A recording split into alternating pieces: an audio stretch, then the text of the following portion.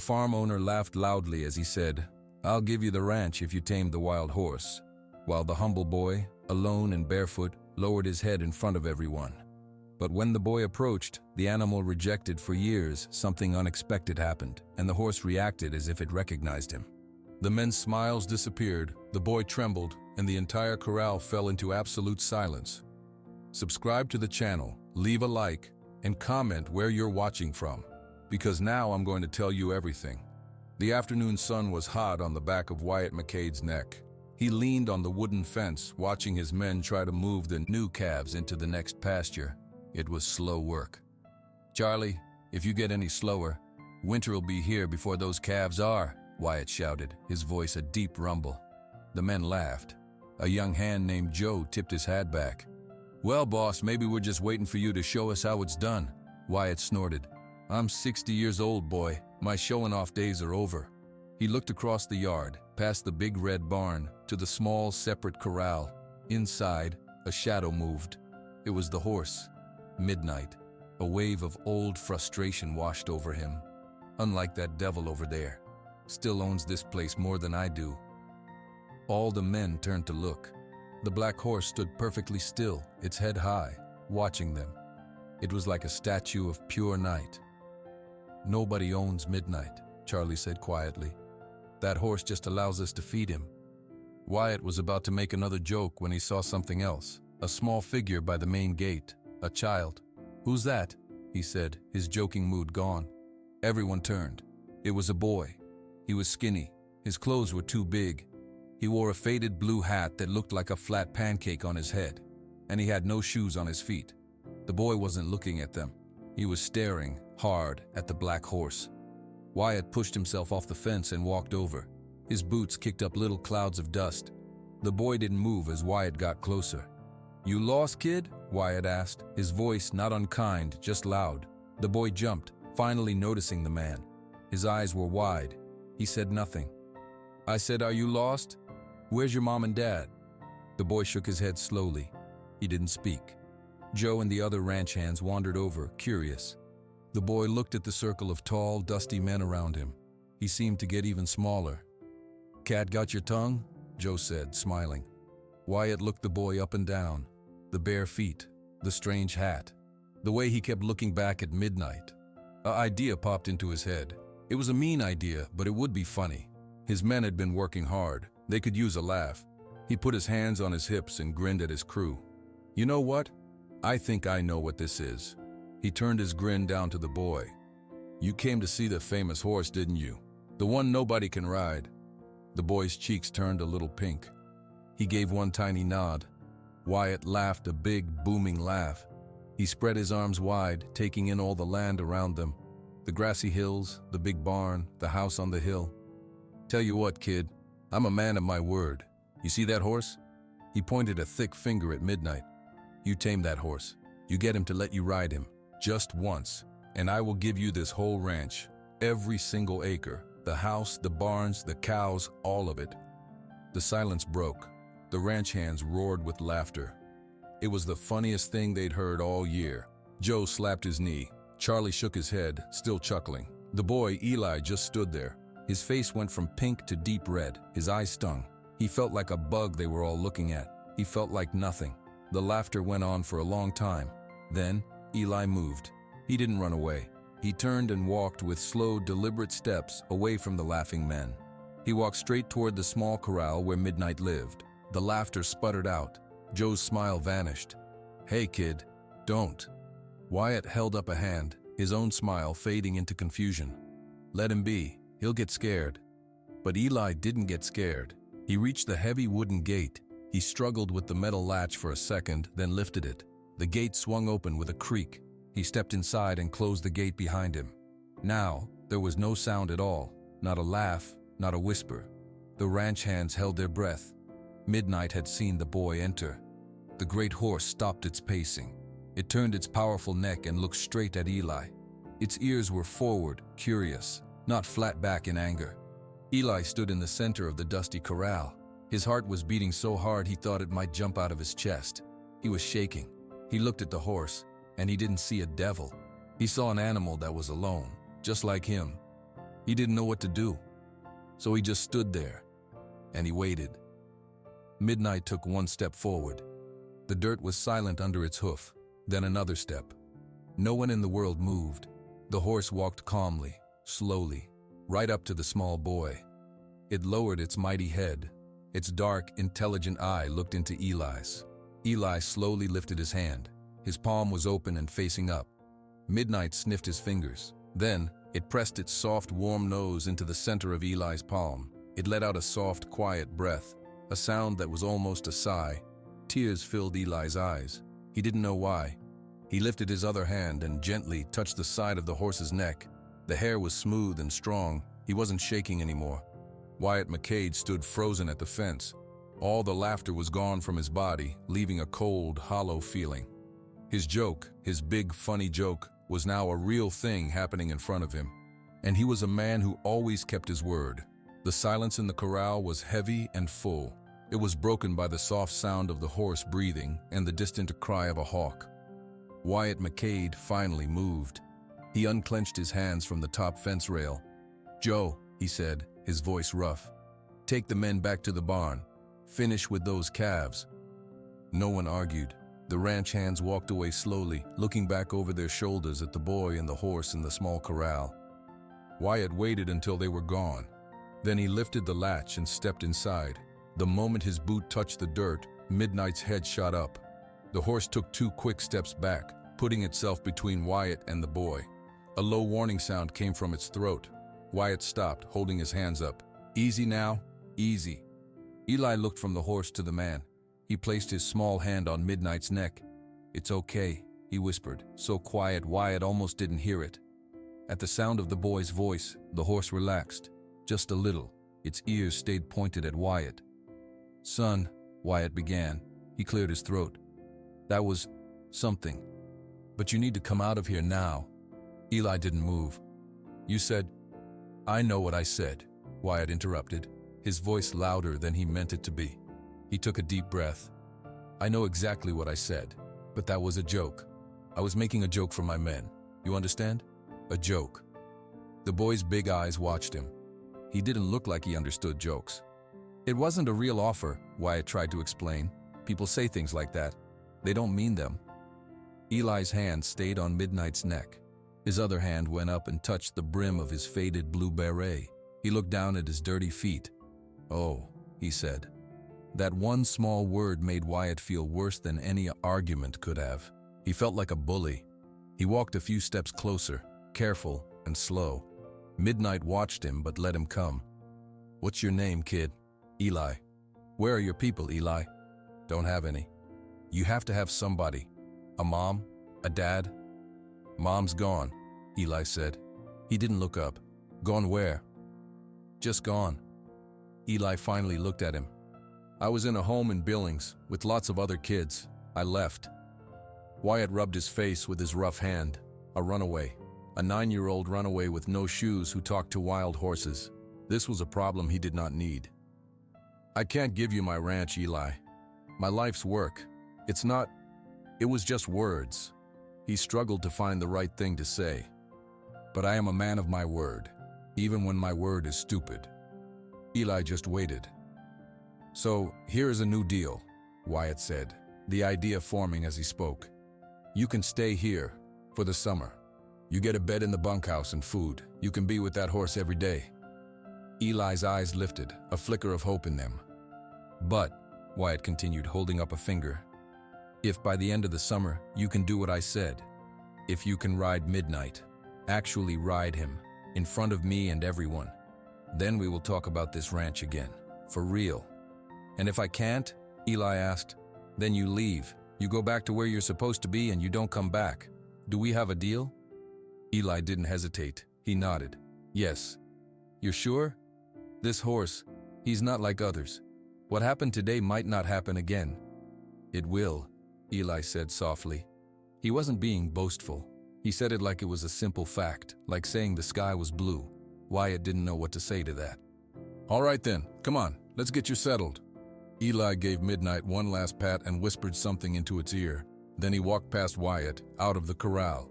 Wyatt followed, latching the gate firmly behind them. He looked back at Midnight. The horse was standing still, watching the boy walk away. It didn't look wild in that moment. It just looked like it was waiting. Wyatt led Eli to the old bunkhouse.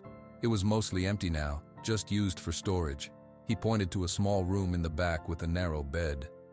"You can stay in here. Bathroom's down the hall. Dinner is at 6 o'clock. Don't be late." Eli stood in the doorway of the little room, holding his arms close to his body. "Those your only clothes?" Wyatt asked. Eli nodded. "I'll find you something that fits better, and some boots." "I don't like boots," Eli said. "Well, you'll learn to like them, or at least to wear them." Wyatt turned to go. He paused. "That hat. That's an interesting hat." Eli's hand flew up to the blue beret, clutching it. "It was my mom's." He didn't say anything else. He didn't need to. Wyatt saw the story in the boy's tight grip, in the way he pulled the hat down like a shield. He gave a short nod and walked away, his own boots loud on the wooden floor. Back on the porch of the main house, Wyatt stood for a long time, looking at the bunkhouse and then at the corral. The horse was pacing again, back and forth along the fence line. It was looking toward the bunkhouse. Wyatt thought about the boy's eyes. He thought about the horse, gentle for the first time in years. A joke had turned into a promise, and the promise had turned into a strange boy sleeping in his bunkhouse. He didn't know why Midnight had trusted the boy. He didn't know why the boy had no one. All he knew was that a deal was made, and summer was already feeling too short. The first light of morning was just coloring the sky gray when Eli stepped out of the bunkhouse. He wore a pair of borrowed socks and some old boots that were still too big. He carried them in his hand, his bare feet quiet on the cool dirt. He went straight to the corral. Midnight was already awake. He stood at the far side, his head lifted. When he saw Eli, his ears twitched forward. "Hi," Eli whispered, climbing up to sit on the top fence rail. "I'm Eli. I'm back." For a long time, he just sat there. He didn't try to go inside. He just talked. He talked about the room in the bunkhouse. He talked about the oatmeal he had made for breakfast. He talked about the way the air smelled like grass. His voice was a soft, steady murmur. Midnight listened. He began to pace again, but slower. His path brought him closer to the fence each time. On the third morning, Eli opened the gate and stepped inside. He stood very still, his hands at his sides. Midnight watched him from across the corral. "It's just you and me," Eli said. "They don't understand." He spent all day in the corral. He did not have a rope. He did not have a saddle. He just moved when the horse moved, and stood still when the horse stood still. He learned that Midnight did not like sudden noises. He learned the horse liked it when Eli stood on his left side. He learned that if he blinked slowly, sometimes Midnight would blink slowly back. Wyatt watched from the barn door. He saw the boy's patience. He saw the horse's growing curiosity. He didn't understand it, and it bothered him. He was used to fixing problems with action, with ropes and strength. This was different. On the fifth day, a truck came up the long driveway. It kicked up a cloud of dust. Eli saw it from the corral, but didn't stop his quiet talking. The truck door slammed, and a young woman with a ponytail strode toward the house. She stopped when she saw Wyatt on the porch. "Hi, Dad." "Clara," Wyatt said, nodding. "Didn't know you were coming. I finished my finals early." Her eyes traveled past him, to the corral. Her expression changed from tired to confused. "Who is that? And why is he in with Midnight?" "That's Eli. He's staying for the summer." Clara walked closer to the corral fence, her scientist's eyes taking in every detail. The boy's bare feet, the horse's relaxed ears. She turned back to her father, her voice low. "Staying why? What's going on?" Wyatt shifted his weight. He looked at the ground. "We made a deal. If he can ride Midnight by summer's end, he gets the ranch." Clara's mouth fell open. She stared at him. "You did what?" "It started as a joke. Joke, with a child? That's not a joke, Dad. That's cruel." Her words were sharp. "You bet your home against a little kid? What is wrong with you?" "He has nowhere else to go," Wyatt said, his own voice getting hard. "So you give him a home. You don't dangle it in front of him like a prize he'll never win." Clara shook her head in disgust. She turned her back on her father and walked to the corral fence. Eli had stopped talking. He was watching this new person, this woman who was angry. He took a small step closer to Midnight. Clara's face softened. She leaned her arms on the fence. "Hi there, I'm Clara, Wyatt's daughter. Eli nodded. He didn't speak. That's a beautiful horse, she said, her voice calm and even. You're being very quiet with him, that's good. Eli looked from her to the horse. He listens. I can see that, Clara smiled. I study animals in school, how they think, how they feel. It looks like you already know some of that. Eli shrugged. He reached out and let his fingers brush Midnight's shoulder. The horse didn't flinch. Would it be okay if I came in? Clara asked. Eli thought about it. He looked at Midnight. The horse was looking at Clara, but its ears weren't flat. He gave a small nod. Clara opened the gate slowly and walked in. She didn't walk toward the horse. She walked toward Eli and then stopped, letting the animal come to them. Midnight took a few steps and sniffed her outstretched hand. He's asking who you are, Eli said quietly. What do I tell him? Clara asked. Eli looked up at her, surprised. No adult had ever asked him that. You just be you. He'll know. Clara stayed in the corral with them for an hour. She didn't give orders. She asked questions. What does he do when you raise your hand like that? Does he like it when you stand there? She showed Eli how a horse's eyes worked, how they could see almost all the way around. She explained why moving slowly was better than moving fast. Eli listened to every word. He didn't say much, but his eyes were bright. For the first time since he arrived, someone was talking to him like he could understand. That evening, Clara found her father in the barn, brushing down an old saddle. He's got a real connection with that horse, Dad. It's not a trick. I know, Wyatt grunted. Then call off the bet. Let him stay. It's not right. A deal is a deal, Clara. He agreed to it. Wyatt's brush moved in hard, angry circles. My word is my bond, even when it's stupid. Clara sighed. Then I'm going to help him. Wyatt stopped brushing. What? If you're going to hold him to this, then I'm going to make sure he has a real chance. I'm going to teach him what I know. You're going to help him take your home away? Wyatt asked, his voice rising. No, Clara said firmly. I'm going to help a little boy who has nobody. The rest is up to you. She walked out of the barn, leaving Wyatt alone with the smell of leather and dust. From the window, he could see the light on in the bunkhouse. He could see two figures inside, Clara and Eli, their heads close together, already talking. He felt the walls of his own stubbornness closing in, and for a moment, he wished he knew how to be different. A shiny black truck the color of a beetle pulled up to the ranch house. The man who stepped out wore a tan suit and boots that had never touched mud. He smoothed his silver hair and put on a wide, white smile. Wyatt stood on the porch, holding a cup of coffee. He did not smile back. Clayton. Wyatt, good to see you. Clayton Burke climbed the steps, his hand outstretched. Wyatt shook it briefly. Beautiful place you have here. Even better in person. What do you want, Clayton? Wyatt asked, his voice tired. Just checking in. We had a conversation last month about my offer to buy this beautiful spread of land. Clayton spread his arms, taking in the view. I've drawn up the papers. It's a very fair number. I told you I'd think about it. And have you? Clayton's smile didn't slip. The bank is still waiting for their payment, I hear. My offer solves all your problems. From the corral, the sound of a soft laugh carried on the wind.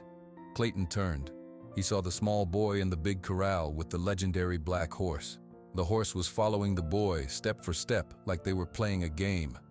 Who's that? Clayton asked, his smile turning puzzled. Nobody, Wyatt said too quickly.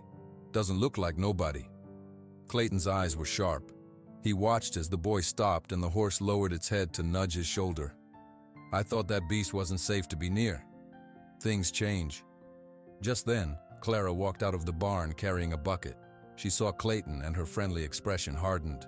She walked straight to the corral, set the bucket down, and went inside, joining the boy and the horse. Clayton watched it all.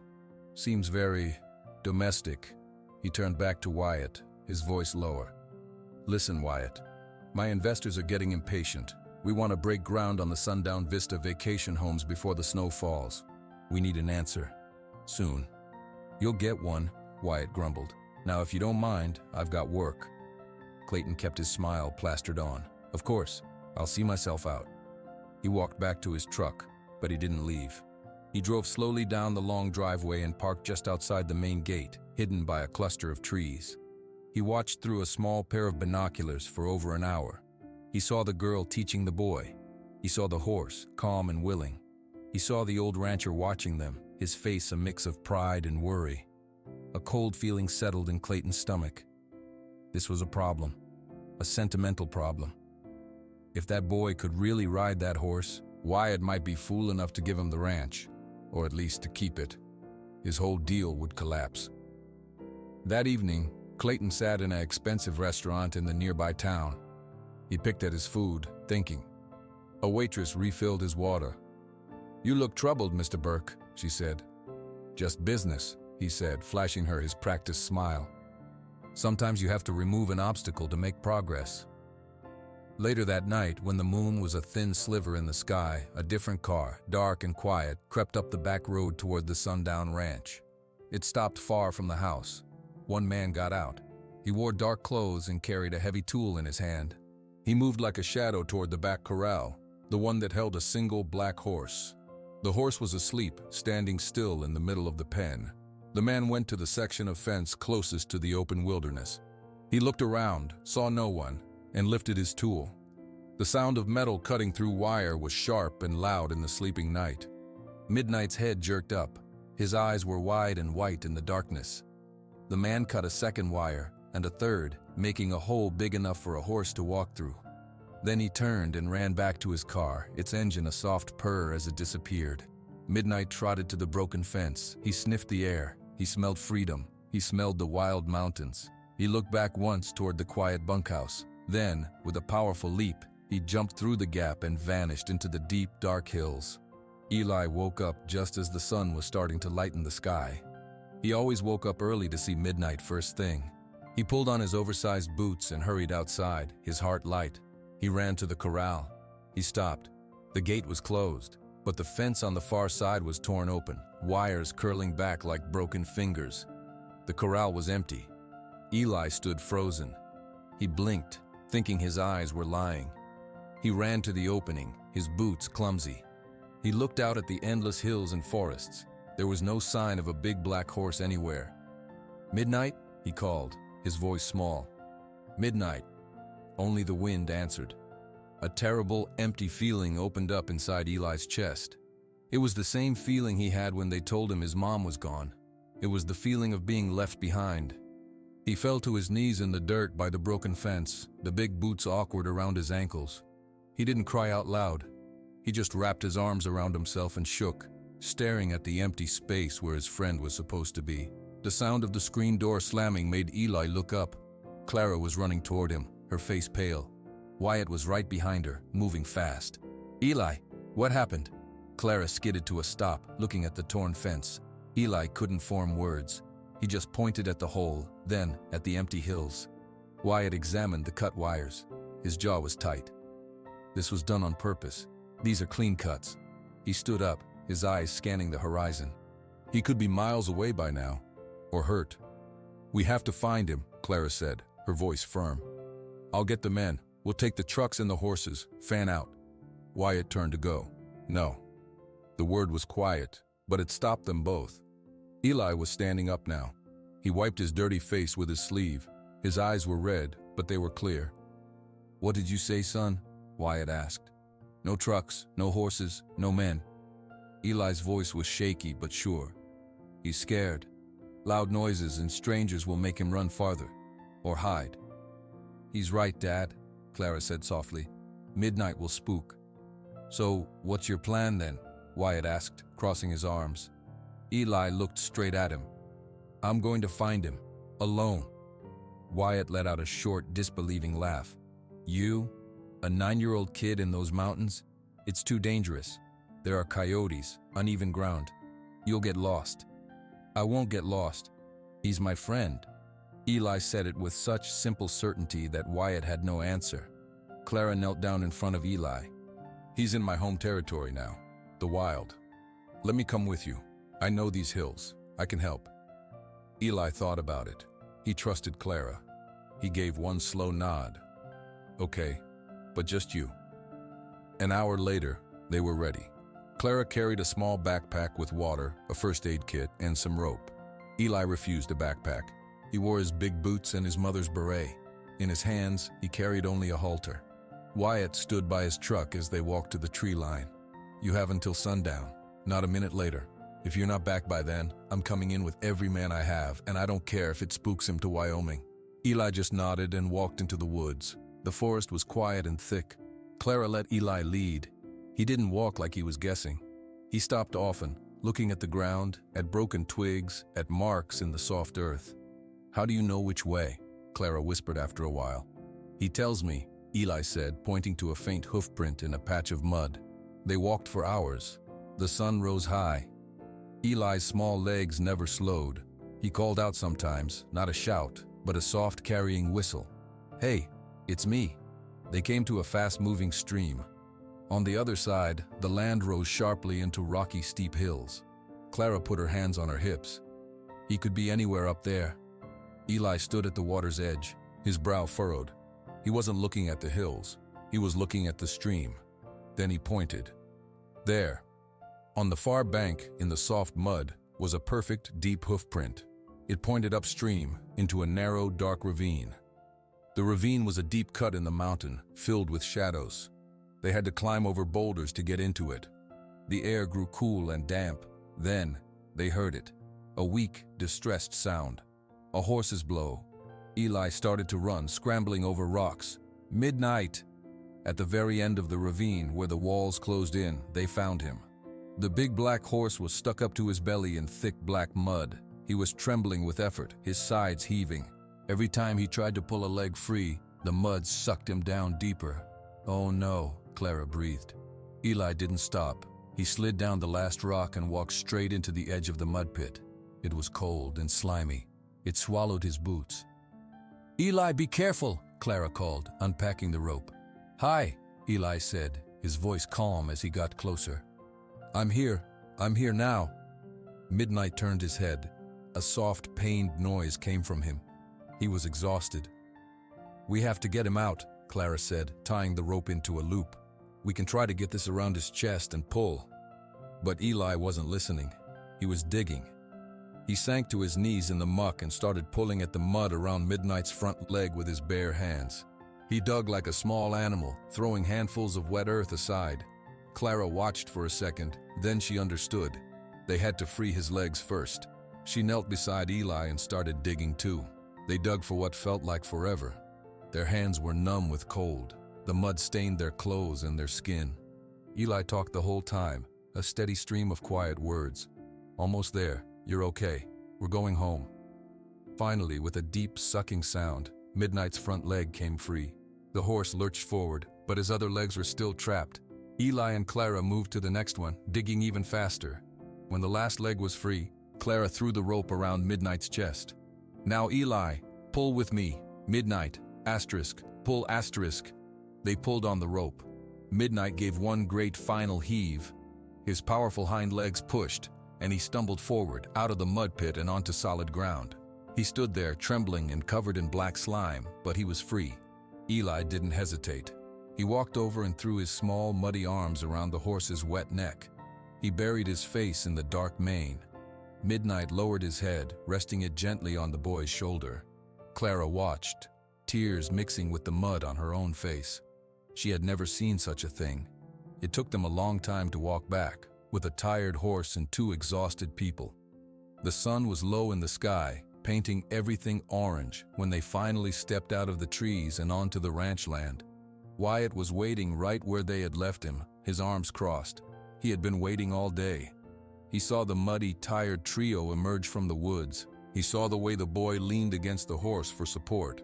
He saw the absolute trust between them. He didn't say a word about the sundown rule. He just walked forward, took the rope from Clara's tired hands, and gave a slow, deep nod. The hot water from the hose ran brown as Clara rinsed the mud from Midnight's legs. Eli stood beside her, a tired hand resting on the horse's wet flank. The horse was calm, his head drooping with exhaustion. Wyatt stood a few feet away, watching. He finally spoke. "You should have waited for me." Clara didn't look up. "There wasn't time. He was sinking. He could have hurt you, both of you." "He didn't," Eli said quietly. His voice was hoarse. "He was just scared." Wyatt looked at the boy's face, pale under streaks of dirt. He looked at his daughter's determined focus.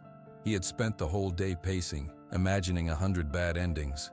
Seeing them walk out of the trees, safe, had left a strange feeling in his chest. It felt like relief, but heavier. "The fence was cut," Wyatt said, the words coming out flat. "On purpose." Clara turned off the hose. "Who would do that?" Before Wyatt could answer, the sound of an engine made them all turn. The shiny black truck rolled into the yard. Clayton Burke stepped out, his smile bright and fake. He brushed a piece of lint from his suit sleeve as he walked over. "Afternoon, folks.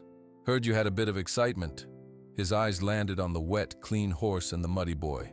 His smile tightened just a little. "Looks like you found him. Lucky break."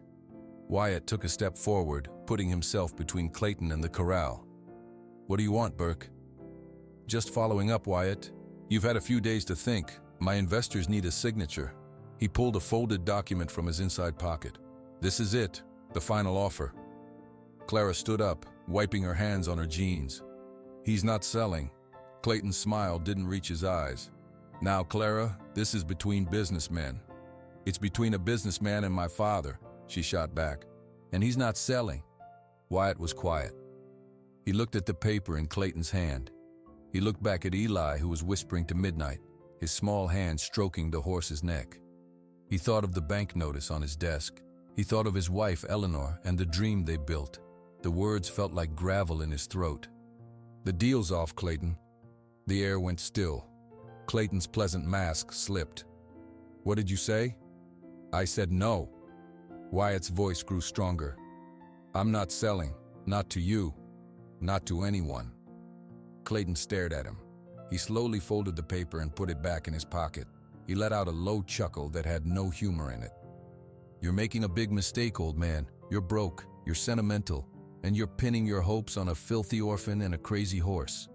He spat the words toward Eli. Eli flinched, but didn't move from Midnight's side. "That's enough," Clara snapped. "No, it's not nearly enough," Clayton said, his voice rising.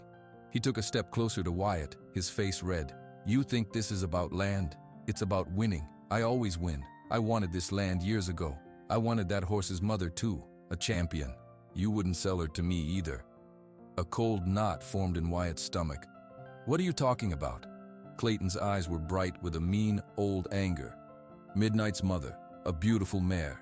You refused my offer, so I made sure you couldn't have her either." Wyatt shook his head, not understanding. "The day that colt was born," Clayton said, pointing a sharp finger at Midnight. "Remember? He was skittish from the very first minute, never let anyone near him." "He was born wild," Wyatt said, but his voice was unsure. Clayton laughed, a harsh, ugly sound. "He was born scared, because I was there.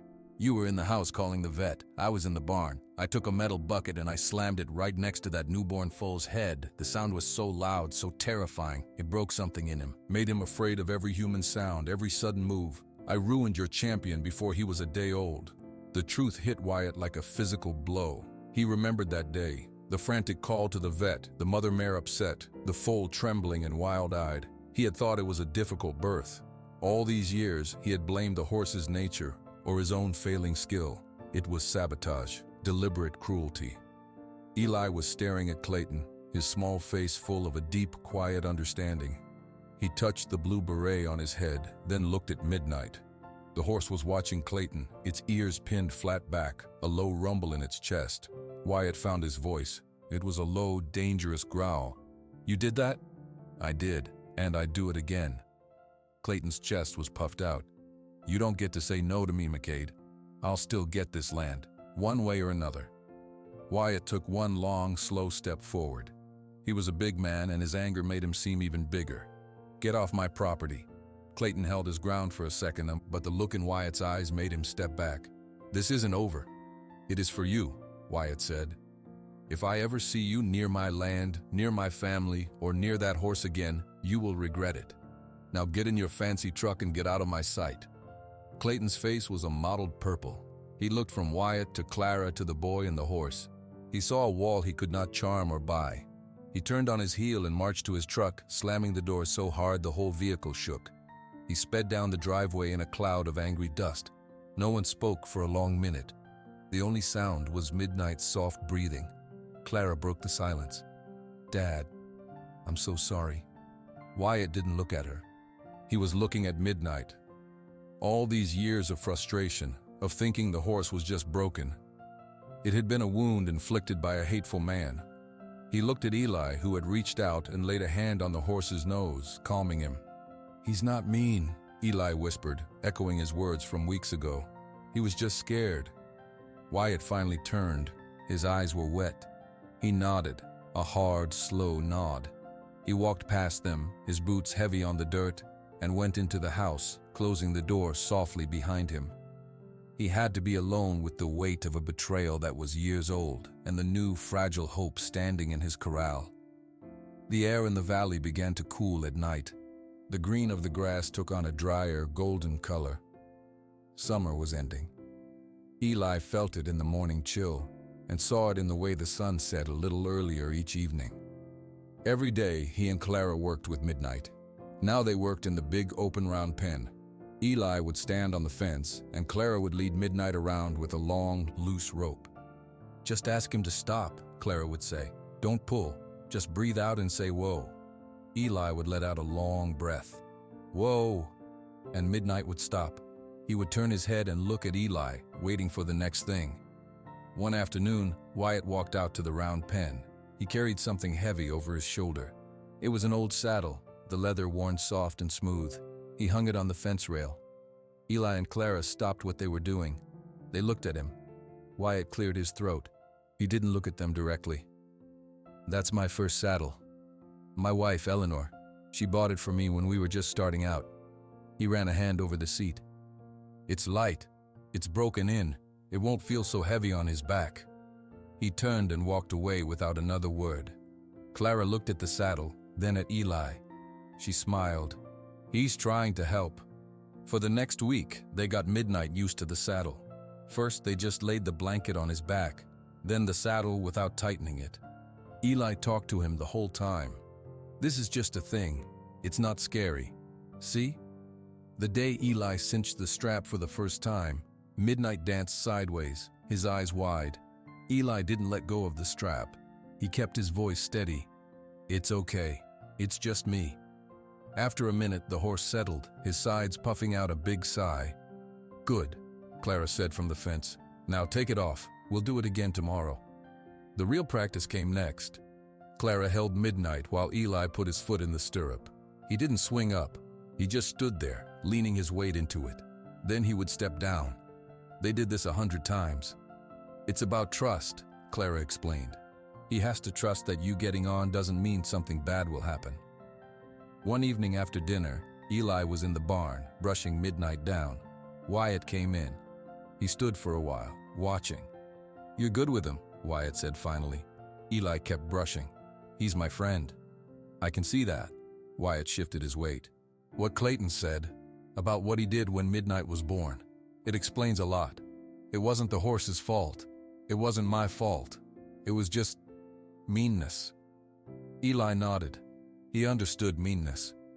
"I'm sorry," Wyatt said, the words sounding strange in his mouth. "For the joke, for the bet. It was a mean way to start." Eli stopped brushing. He looked at Wyatt. "But I got to stay." Wyatt nodded, his throat tight. "Yeah, you did." He looked around the barn, at the tools on the walls, at the hay in the loft. "You know, I loved this place once, really loved it. The work, the animals, the dirt under my nails. Somewhere along the way I forgot how to love it. I just saw the work." Eli didn't know what to say to that. He went back to brushing. "The day of the ride," Wyatt said. "It's set for Saturday. The whole town's heard about it. People are gonna come." A flutter of nerves went through Eli's stomach. He hadn't thought about other people watching. "You don't have to do it," Wyatt said quickly. "We can call the whole thing off. You can just stay. The bet is over." Eli thought about it. He looked at Midnight, who was sleeping standing up, one back leg relaxed. He thought about the feeling of the horse's trust. He shook his head. "I want to do it. For him. To show everyone he's not what they think."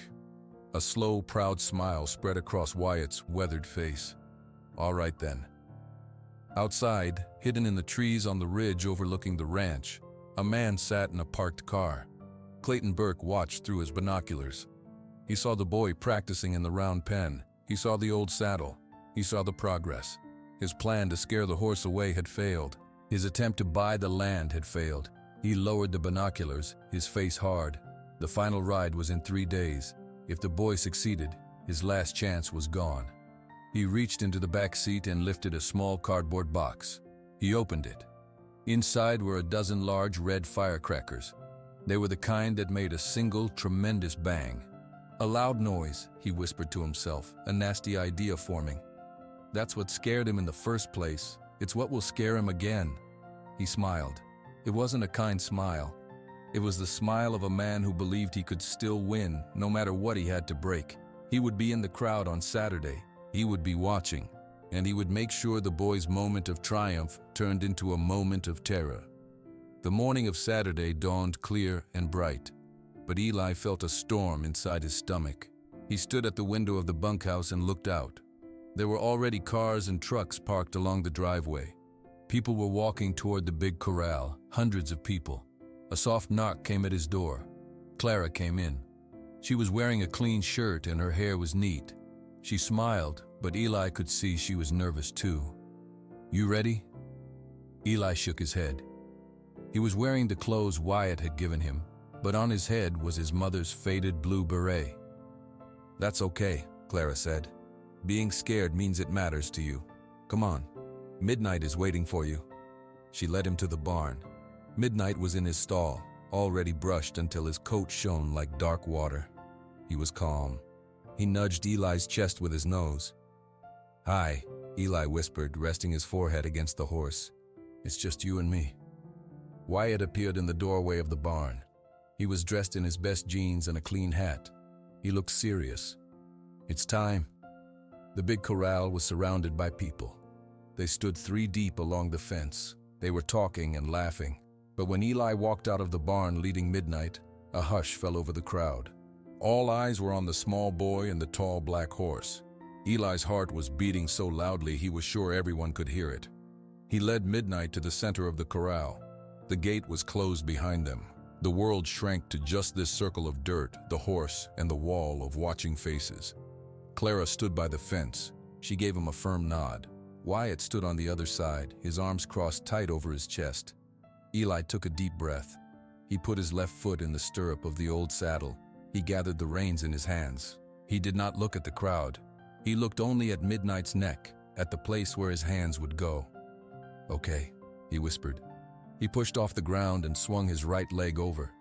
He settled into the saddle. His feet found the stirrups.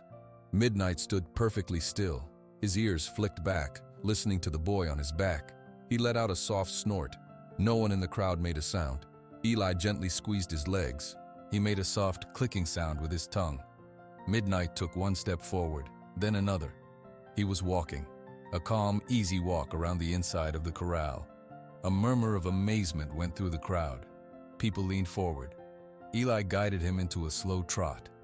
The rhythm was bumpy, but Eli moved with it, his body relaxed. A smile broke out on his face. It was happening. They were doing it. Then, he asked for a canter. Midnight shifted gears smoothly, his powerful legs reaching out, eating up the ground. The wind blew through Eli's hair and tugged at his beret. He wasn't smiling anymore. He was grinning, a huge, joyful grin of pure freedom. The crowd began to cheer. They clapped and shouted. In the middle of the cheering crowd, near the main gate, Clayton Burke watched. His face was a stone. He saw the boy riding. He saw the horse trusting. He saw his last chance slipping away. His hand slipped into his jacket pocket. His fingers closed around a single large firecracker. He had a lighter in his other hand. As Midnight cantered past his side of the fence, Clayton acted. He flicked the lighter and touched the flame to the fuse. He tossed the firecracker over the fence into the center of the corral. The fuse sizzled, a tiny spark in the dirt. Midnight saw the movement. He saw the spark. His head jerked up. His eyes filled with a wild old fear. The firecracker exploded. The sound was like a gunshot. It echoed off the barns and the hills. Midnight screamed, a high, terrified sound. He reared up, his massive front legs clawing at the air. Eli lurched backward, grabbing onto the saddle horn to keep from falling. The crowd's cheers turned into screams of alarm. The horse landed hard on all fours and then bucked, twisting his body. Eli held on, his small body thrown like a rag doll. He lost a stirrup. He was slipping. "Whoa, easy, easy, boy," Wyatt shouted, rushing toward the fence, but his voice was lost in the noise. Midnight bucked again, his fear taking over. He was going to bolt or throw the boy off. The old terror had him. Then, through the panic, Eli's voice cut through. It wasn't loud. It wasn't a yell. It was the same soft, steady whisper he used every day in the corral. "Hey, it's just me. It's Eli." He was leaning forward, almost lying on the horse's neck, his mouth close to Midnight's ear. "You're okay. It was just a noise. I'm here." He said it over and over. "I'm here. I'm here." Midnight's frantic bucking slowed to a nervous dance. His head was still high, his body trembling, but he was listening. He heard the familiar voice. "It's okay," Eli whispered, his own voice shaking but steady. He slowly sat up straight in the saddle. He gently took back the reins. "Let's just walk, okay? Let's just walk." He applied the slightest pressure with his legs, and Midnight, the wild horse that no one could touch, took a step, then another. He began to walk a slow, trembling circle. With every step, the tension left his body. The boy on his back kept talking, a river of calm words. The entire corral was silent. Every person watched, holding their breath, as the boy calmed the scared horse without ever getting off. He didn't force him. He asked him, and the horse listened. When Midnight was walking calmly again, his head lowered to a normal position, Eli finally looked up. He looked straight at Wyatt, his face pale but his eyes clear. The silence broke into a roar of applause and cheers louder than anything before. It wasn't for a trick. It was for trust. Real, true trust, proven in the worst moment possible. Wyatt didn't cheer. He just stared at the boy on the horse, his own eyes full of a pain and a pride so deep he couldn't speak. He unlatched the corral gate and walked inside. The sound of the cheering crowd seemed to fade into a low hum in Wyatt McCade's ears. All he could see was the boy on the horse. Eli's small hands were still shaking where they held the reins, but his posture was straight. Wyatt walked across the dirt, his boots making no sound in the soft earth. He stopped in front of Midnight. He looked up at Eli. The boy looked back, his face unsure. Wyatt turned to face the crowd. He took off his hat and held it over his heart. The crowd grew quiet, waiting. "My name is Wyatt McCade," he began, his voice loud and clear but rough with the emotion. "Most of you know me. You know this land. And you all heard me make a promise to this boy 2 months ago." He looked down at the dirt for a second, gathering his words. "I made that promise as a joke. It was a mean joke. I wanted to make my men laugh. I did not see the boy. I just saw a chance to be the funny man." He looked back at Eli. "I was wrong." A murmur went through the crowd. "I am a man of my word," Wyatt continued. "But giving this ranch to a 9-year-old boy isn't a gift. It's a burden too heavy for his shoulders. It would be another wrong thing." Eli's face fell. He looked down at Midnight's mane, his grip tightened on the reins. "So I'm not going to give him the ranch," Wyatt said. He turned fully to Eli now so everyone could hear. "But I am going to keep my promise, just in a different way." He took a step closer. "Eli, you have more courage and more heart than any man I've ever met. You saw a scared animal and showed him kindness. You saw a lonely old man and showed him patience." Wyatt's voice broke. He cleared his throat. "This ranch, it needs a heart like yours. It needs someone who loves it, not just works it." He put his hat back on his head. "So here's my new offer. I want you to stay, not for the summer, forever. I want to be your family. I want to adopt you legally as my son. This will be your home, your land, your horse, and I will be here to help you learn how to care for it, to teach you everything I know. We will be partners." The crowd was utterly silent. Then a woman in the front let out a soft, happy cry. Eli stared at Wyatt. His mouth was open. He blinked, as if he couldn't understand the words. "You don't have to answer now," Wyatt said quickly. "You can think about it." But Eli was already sliding down from the saddle. His legs almost buckled when he hit the ground, but he steadied himself. He stood facing Wyatt, looking so small. Tears were streaming down his dusty cheeks, but he wasn't sobbing. He was just letting them fall. "You mean it?" Eli whispered, the words barely audible. I have never meant anything more in my whole life, Wyatt said. His own eyes were wet. Eli didn't say yes with words. He took 2 steps forward and wrapped his arms around Wyatt's waist, burying his face in the man's shirt. He held on tight. Wyatt closed his eyes. He put one big, rough hand on the back of Eli's head, right over the blue beret. He held the boy close. The crowd erupted. This time, the cheers were mixed with sniffles and shouts of joy. People clapped and whistled. Clara was at the fence, crying openly, a huge smile on her face. She climbed over and ran to them, wrapping her arms around both Eli and her father. Over by the gate, 2 men in uniforms were talking to Clayton Burke. Clayton's face was angry and red. One of the men, the sheriff, pointed toward his patrol car. Clayton shook his head, but the sheriff said something firm. With a final, furious look at the scene in the corral, Clayton turned and walked stiffly to the car. The sheriff followed him. Wyatt saw it happen from over Clara's shoulder. He felt a weight lift from his chest. He pulled back from the hug, but kept a hand on Eli's shoulder. Looks like we've got some peace and quiet ahead, Wyatt said. Eli looked up at him, then at Clara. He looked back at Midnight, who was standing patiently behind him. So I can stay? He asked, needing to hear it one more time. You are home, Eli, Clara said, squeezing his hand. This is your home now. Eli looked around at the crowded corral, at the smiling, crying faces. He looked at the big sky and the golden hills of the Sundown Ranch. He looked at the horse that was his friend. For the first time since his mother died, the hollow feeling inside him was gone. It was filled up with something warm and solid. It felt like a promise that would not be broken. He nodded, a slow, sure nod. He reached out and took Wyatt's large hand in his small one. Okay, he said. The first morning of Forever began with bacon cooking. Eli woke up in his small room in the bunkhouse. For a moment, he felt the old, lonely feeling. Then he remembered. He sat up straight. A knock came at his door. It was Wyatt. He stood in the doorway holding 2 mugs of hot chocolate. Morning. Thought you might like some. Eli took the warm mug with both hands. Thank you. Clara's making a big breakfast, but first I got something to show you. Wyatt led Eli out of the bunkhouse, across the yard and into the main house. Eli had never been inside. It was warm and a little messy. Wyatt walked down the hall and opened a door. It was a bedroom. The walls were a soft blue. There was a big bed with a quilt on it. A bookshelf stood empty, waiting. A window looked out over the corral and the hills. This was going to be a guest room, Wyatt said. Never had many guests. I think it should be your room now, if you want it. Eli walked in.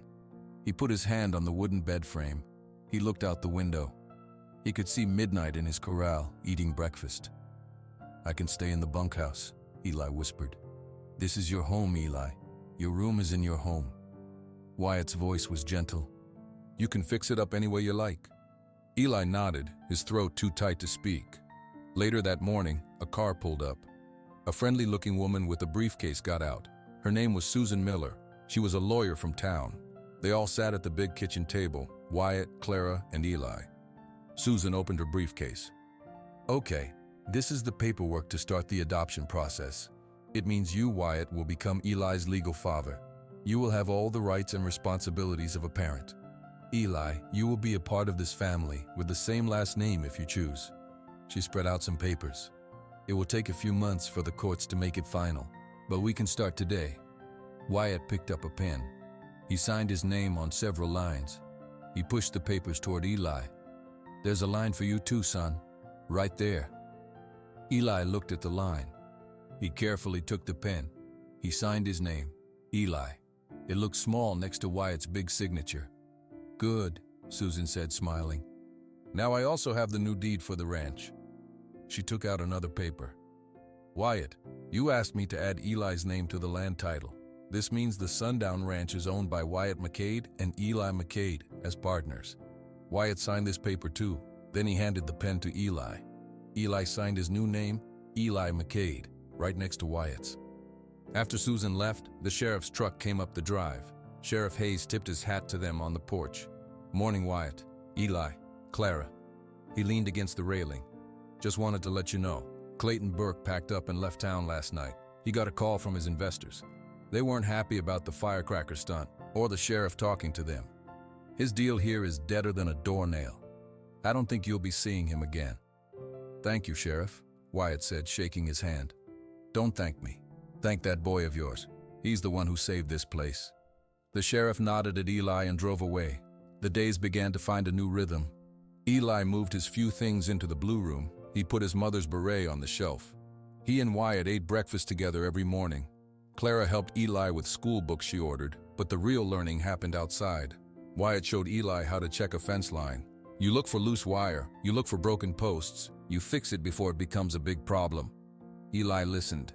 He worked beside Wyatt, his hands getting stronger. In the afternoons, Eli would go to the corral. He would ride midnight, not in circles anymore, but out into the big pasture. They would walk for miles, just the two of them. Sometimes, Eli would get off and walk beside his friend, holding the reins loosely. One evening after dinner, Clara was washing dishes. Wyatt was looking at a ranch supply catalog. Eli was on the floor, drawing a picture of a horse.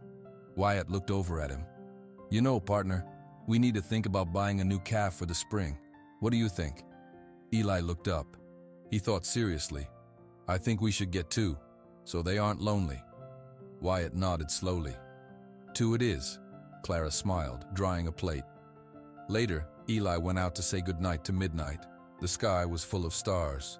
The horse rested its head on the boy's shoulder. "It's different now," Eli whispered to him. "It's not just you and me. It's you and me and Wyatt and Clara. It's us."